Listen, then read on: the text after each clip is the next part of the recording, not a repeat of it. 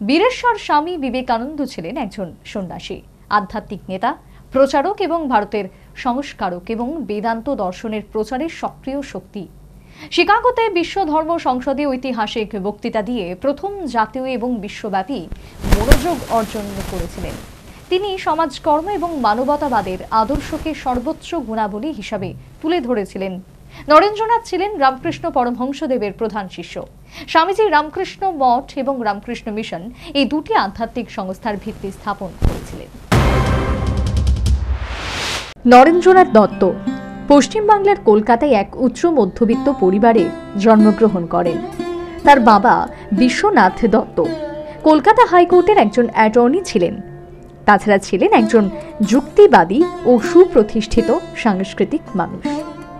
নরেন্দ্রনাথের মা ভুবনেশ্বরী দেবী ছিলেন একজন গৃহিণী এবং ধার্মিক মহিলা। নরেন্দ্রনাথের ভাই বোন ছিল ৮ জন। তার প্রিয়জনরা তাকে স্নেহের সাথে নরেন বা বিলে বলেই ডাকত।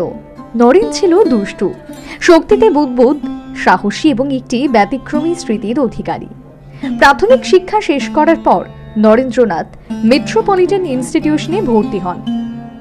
তিনি কুস্তি এবং বক্সিং এর মতন বিভিন্ন পাঠ্যক্রম বহির্ভূত খেলাধুলো করতেন। এরপর তিনি কলকাতার প্রেসিডেন্সি কলেজে পড়াশোনা করে গ্র্যাজুয়েট হন।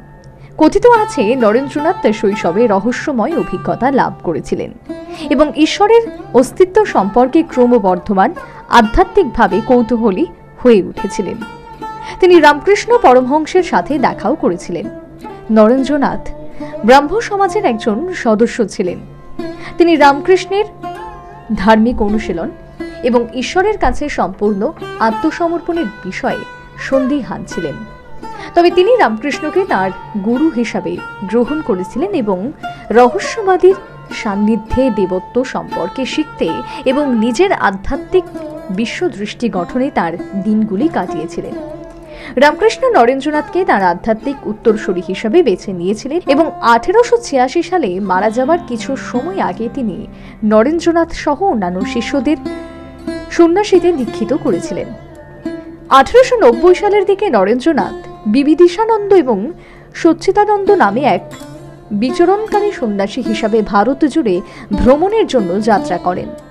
পরের কয়েক বছর ধরে তিনি বেশ কয়েকটি শহর ও রাজ্য পরিদর্শন করেন। বিভিন্ন সামাজিক শ্রেণীর বহু লোকেরা তার সাথে মত বিনিময় করেন এবং হিন্দুদের ধর্মীয় ও সামাজিক অবস্থার মূল্যায়ন করেন। স্বামীজির বিচরণ চলাকালীন সন্ন্যাসী তার শিষ্য এবং শুভাকাঙ্ক্ষীদের দ্বারা উৎসাহিত হয়ে বিশ্ব ধর্ম সংসদে যোগ দিতে শিকাগো যাবার মন তৈরি করেছিলেন। বিশ্ব ধর্ম সংসদ বিশ্বের বিভিন্ন ধর্ম এবং বিশ্বের বিভিন্ন অংশের প্রতিনিধিদের জন্য একটি প্ল্যাটফর্ম। সেই জন্য তহবিল সংগ্রহ করা হয়েছিল। সন্ন্যাসী নরেন্দ্রনাথ তখন স্বামী বিবেকানন্দ নামে পরিচিত।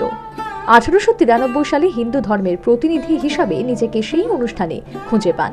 তিনি অনুষ্ঠানে একজন চিত্তাকর্ষক বক্তা ছিলেন।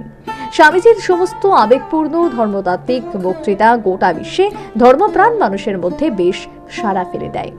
সংবাদ মাধ্যমগুলি তাকে ঐশ্বরিক অধিকার দ্বারা একজন বক্তা এবং ধর্ম সংসদের সর্বশ্রেষ্ঠ ব্যক্তিত্ব হিসাবে বর্ণনা করেছিল।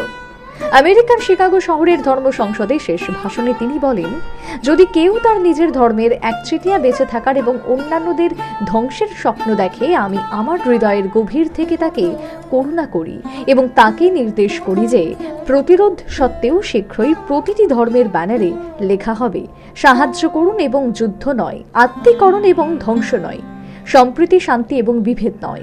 ধর্মীয় পার্লামেন্টের সমাপ্তির পর তিনি মার্কিন যুক্তরাষ্ট্র সহ লন্ডন সফর করেন। সেখানে বেদান্ত দর্শন প্রচার করেন এবং অনুসারী ও ভক্তদের একটি স্থির ভিত্তি সংগ্রহ করেন। 1897 সালে পাশ্চাত্য শিষ্যদের একটি ছোট দল নিয়ে ভারতের প্রত্যাবর্তন করেন এবং বিবেকানন্দ রামকৃষ্ণ মিশন অ্যাসোসিয়েশন প্রতিষ্ঠা করেন, যার অগ্রদূত রামকৃষ্ণ মিশন সন্ন্যাসীর অনুসারী এবং রামকৃষ্ণের অন্যান্য শিষ্যদের মানবিক ও ধর্মীয় কর্মকাণ্ডে শৃঙ্খলা ও কাঠামো প্রদান করা। 1900 সালে স্বামীজি দ্বিতীয় বিদেশ সফর থেকে ভারতে ফিরে আসেন। এরপর স্বামীজির স্বাস্থ্যের অবনতি ঘটেছিল এবং 2 বছর পর তিনি মারা যান। তিনি মারা যাবার সময় বয়স ছিল মাত্র 39 বছর।